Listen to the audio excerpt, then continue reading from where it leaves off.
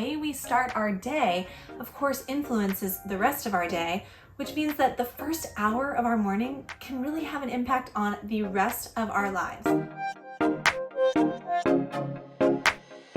Hi everyone, welcome back to the Vibrant Life Show here in the Cloud Dojo. Cloud Dojo is all about how we live our life. A dojo means the place of the way, and the way is like how we walk with life, how our path, right? So this video is about how to help our mornings run smoothly. But step number one is actually thinking about our entire lives. How do we want our life to be? I know this question can be a tough one to ask, especially if you've answered it in the past and it's been shot down. Like you've shared dreams with people that you trusted and it was like, nope, sorry, that's unrealistic, that can't happen, or worse, right? As we grow up, if we get negative messages about the way that we want our life to be, it can feel really intimidating to ask that question. However that question lands for you, when we start to craft and kind of rethink about our morning routine and revamp it to run smoother, it's an opportunity to think about those big dreams and that big picture of how we want our life to be, and know that simple little habits that we set in our morning can help us towards that goal. Step number two is to look at how much time you have and make sure that your morning feels spacious. Because if we start out with trying to cram a lot of things in, even if they're great things that we really know, like, oh, I want to meditate for 20 minutes and then I want to do yoga and then all these things. But if it's so many great things that we're trying to rush and cram in all together, then we're setting our day up for feelings of overwhelm or trying to cram things in. So of course, when we're thinking about our morning, we first think about our evening, the night before, and then when am I feeling like I can wake up in the morning without feeling super groggy, and then how much time do I have before our activities usually start. So I start out just with how it is and the amount of time that I have, and then I see what I can realistically and spaciously fit into that morning time. Then when I'm looking at it on paper, so I write this out, and when I've drawn it out on paper, I'm looking at it and I can say, okay, that leaves me hardly any time for myself, so I need to get 15 minutes to myself or whatever it might be for you, to where I can center, wake up without kids yelling and like, Mom, where's my breakfast? Where I have a little spaciousness to myself. So this happened to me, and then I was like, all right, I need to move my bedtime up. So I do recommend whatever is going to be your morning routine, starting it off with some time to yourself, some quiet, some stillness, time to center in your body, maybe some time to take care of your body and work out, just depending on how much time you're gonna leave yourself in the morning. And then thinking about what has to get done. So more like this time for centering and taking care of your inner self and your body, and then moving on to the tasks that have to get done so that we can get out the door. So step number three is deciding what needs to get done the night before in preparation so that the morning can run smoothly. I just really emphasize, I don't want to feel stressed in the morning. We might be efficient, we might be, rolling along on a schedule, but I don't want to have to feel like I'm throwing a bunch of things together the morning of. So we do a couple of things to prepare. Some we do the night before, or some we do on our weekly reset. So I have a different video about our weekly routines and habits that help us get set up for the week ahead. So some of that is being, ready with things that we can easily throw into a lunchbox the night before. Some of that is having our outfits hung up, ready to go in the closet so we can just pick them quickly in the morning.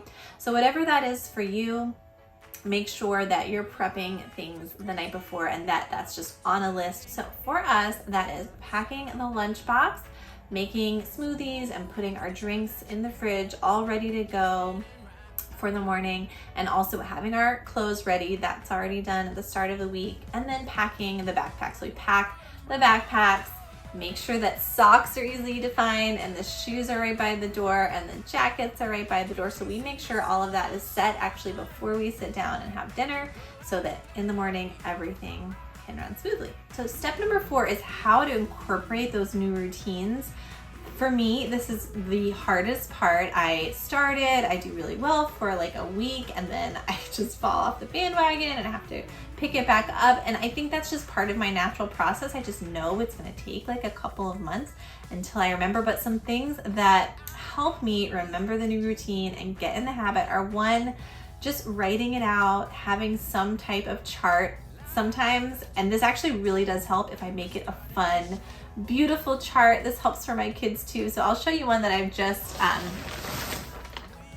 made for the kids. It's totally extra, but they love it and I love making it.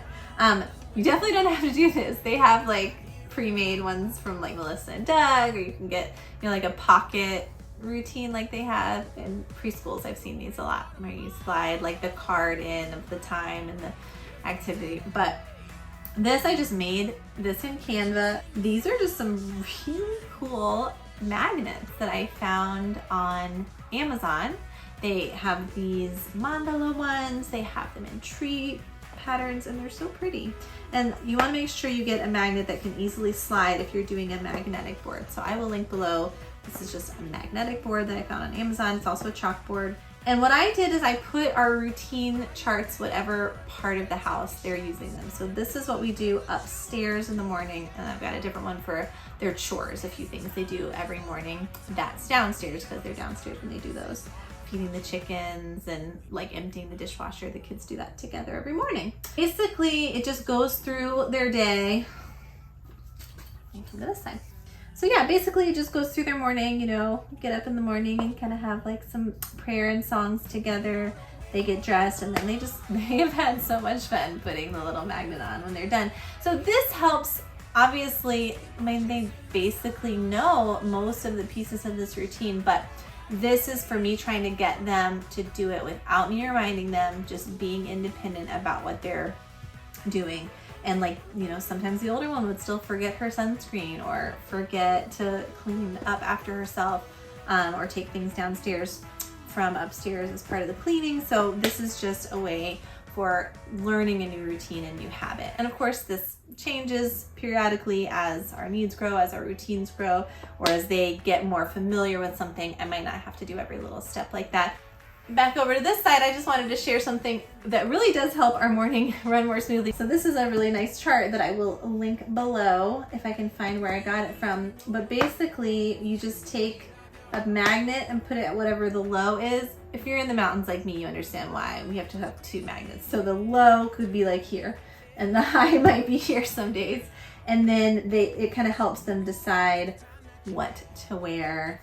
And we've got their clothes hanging up in their closet based on like, this side is for warmer days, this side is for cooler days. And then we've got sweaters to bring for the days when everything's fluctuating. So they have layers. So every morning I have already put this up because the night before I check the weather and I say, okay, here's what the low is gonna be, here's what the high is gonna be. And then they come and they can just check their chart in the morning. Now you might be wondering, how on earth do you remember to look at the weather every night and then put that out before you go to bed? Well, I don't, but my phone does. So I am someone, and you might be someone like this too, who really cannot learn a new routine just by charts. So I have charts like this for myself when I'm learning like a new morning routine that I've wanted to set for myself. But that's not enough for me. I also have to set alarms on my phone for every point along the way, every new thing that I'm trying to remember to get into my routine. Some mornings I don't, I leave it spacious and I'm just like, okay, I'm going through my rhythm. But if anything has to happen at a certain time, or I want to make sure that I do things in a certain order, then I just put it in my phone and I let Siri remind me. If you're liking this content so far, please be sure to give it a thumbs up down below. That really helps me know that you like it. And if you want to see more content like this, healthy living, healthy eating, things flowing more smoothly in your life, then please subscribe to Cloud Dojo by hitting the red button down below and click the bell if you want to get notified whenever I put out a new video. Step number 5 is remembering what matters most. So for me, what matters most in my morning is connection. I want to spend actual, real quality time with my kids before we move on to separate activities for the day. So I want to make sure, number 1, that when I'm planning things out, I have time for us to be together. So what's not on this routine chart, but that's on the downstairs chart, is our family time to have breakfast together. And then we even do a little family circle before the kids go off, before I take them to school or whatever that might be. And so that time is really important to me. So I make sure to schedule it in. And then secondly, I also reevaluate. do we really have time for it? So like the last week, for whatever reason, things have just gotten a little later and we haven't had time for that final circle before they go to school, and it's just, they're missing it and I'm missing it. So reevaluating what has taken longer and why, and getting back on track to make whatever matters most be the priority. Maybe we have to have a little less interesting lunches, but you know, still healthy and fine, and have that time to connect together instead. So whatever it is that I need to compromise on to remember what matters most, that would be step number 5, is just always come back to that. All right, everyone, I hope that these tips inspired you, gave you something to think about, gave you some motivation to get your morning routine running smoothly for your dreams and your life goals. So with all of that said, here is wishing you a healthy, happy, and vibrant week ahead, and I will see you next time in Cloud Dojo. Bye.